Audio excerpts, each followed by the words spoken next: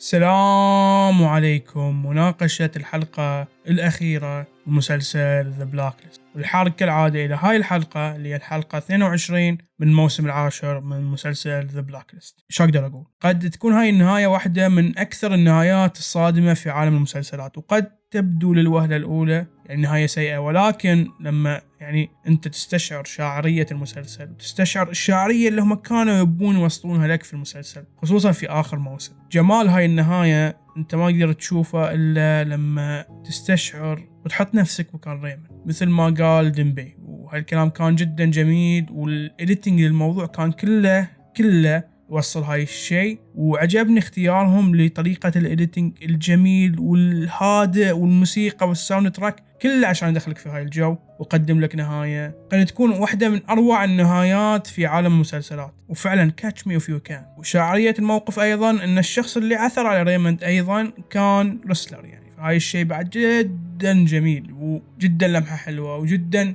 كل شيء في هالحلقة وفي النهاية كان جميل. وثم ما قال ديمبي إن الحياة هاي هي، احنا لازم نستمتع فيها ونتذكر معناها، لكن في النهاية هي لازم تنتهي. وهاي كانت الرسالة اللي يوصلها المسلسل لنا، مهما كانت الأشياء، مهما صار كل شيء، مهما الأسئلة اللي كانت عندنا واللي ما حصلنا إجابة عليها، في النهاية كل هاي الأشياء ما تهم الآن. المسلسل انتهى، ريموند توفى. وطريقة موت ريموند يعني فيها كثير من الشاعرية، أن ريموند يعني لم يقتل من قبل FBI، لم يقتل من شخص ولا تم اعتقاله، بل أنه هو مات بأثر الطبيعة. وهاي من أروع الأشياء وأروع النهايات. وثم ما قلت شلون أن أنت تشوف نظرات ريموند وتشوف نظرات الثور وتعرف أن هاي النهاية، وكان ريموند عارف أن هاي النهاية. فعلا كنت أتمنى أن الثور يغير رأيه، لكن يعني ما غير رأيه، وتشوف ريموند مستسلم للحياة، مستسلم للقدر. يعني كل ما راح أتكلم عن أي قد هالنهاية فيها من الشاعرية ما راح أقدر أوصفها بشكل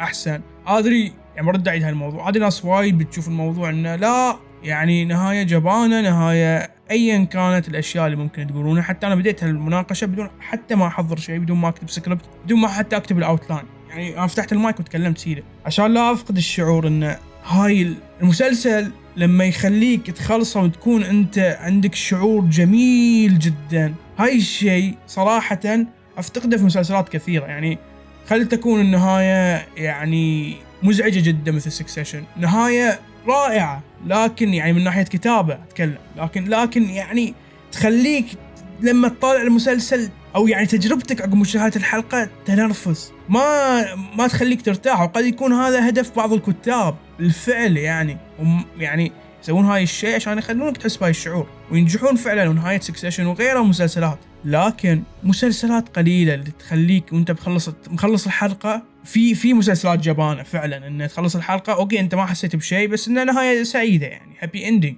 لكن في مسلسلات قليلة جدا اللي ما تعطيك هابي اندينج، لكن تطلع مستانس من الحلقة. وهاي شيء صعب اي واحد يسويه. يعني ما يعني فلنقدر الكتاب ايا كانوا الكتاب اللي عملوا هاي الحلقة. صراحة هاي النهاية قد تقارن بنهاية مثل نهاية بريكنج باد، وما قاعد أبالغ أبدا. ونهاية تشابه مع نهاية بيتر كول سول. في بعض الإجابات فعلا في الحياة أنت ما راح تعرف إجابتها أبدا. ومثل يعني ما قال ديمبي ورد أكرر المقولة، رغم كل شيء، رغم كل الأسئلة، رغم كل شيء إحنا في بالنا، رغم الأجوبة اللي نحتاجها، ما في شيء يمنع النهاية الحتمية. وهذه هي النهاية الحتمية. وانتهى المسلسل فعلا بنهاية حتمية، مثل ما قلت نهاية تعبر لك عن نهاية الإنسان يولد ويعيش ويموت. في النهاية مهما كانت الأشياء اللي سويتها، مهما كانت الحياة اللي عشتها بأحزانها وأفراحها، لابد وهي سنة الله في الأرض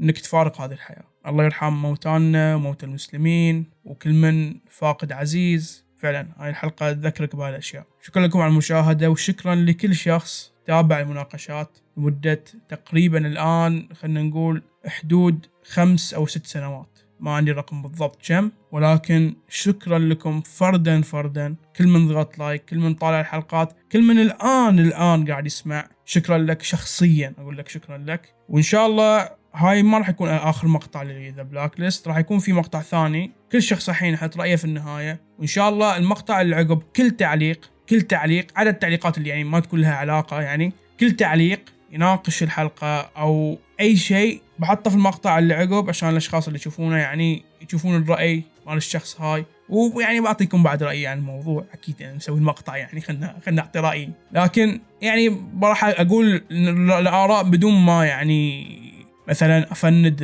رأي الشخص أو نقول ليش رأيك غلط، لا بعطي رأيي في الموضوع بشكل إنه هاي رأيي يعني، وهاي رأي الشخص وبس. هاي عاد أنت حتى المشاهد بيكون عنده رأي يعني رأي مختلف. فأتمنى كل شخص عنده رأي في النهاية، عنده نظرية زيادة، يحط في التعليقات لا يبخل علينا، عشان المقطع اللي عقب تكون يعني ختامية جميلة إن نعرض كل الآراء الموجودة عندنا، لأن أعتقد الكوميونتي الآن الموجود لمسلسل ذا بلاك ليست خصوصا في العالم العربي مو ذاك الكوميونتي الكبير. فأتمنى كل شخص طالع المقطع الآن يحط رأيه، يعني مثل ما أنا الحين قلت رأيي في الحلقة، ممكن شخص ثاني عنده رأي ثاني، فحطوا رأيكم في التعليقات. وختاما يعني أنا الشيء حاولت أطولها إلى أكثر مرحلة ممكنة، لكن يبدو أن الاعتراف في هاي الشيء لازم يصير. حاليا أقوى نظرية لمن هو ريموند وكاترينا الأسطورة للأسف، يعني ما كان بهالشيء يصير، لكن أوكي. ومثل ما قلت هو لا يهم حاليا من كان ريموند، يعني هاي البوينت كله من هاي الحلقة الأخيرة أنه ترى ما يهم من كان ريموند، أيا كان ريموند ترى هاي ريموند اللي احنا نعرفه، بس هاي هو البوينت. ولكن هاي النظرية اللي يعني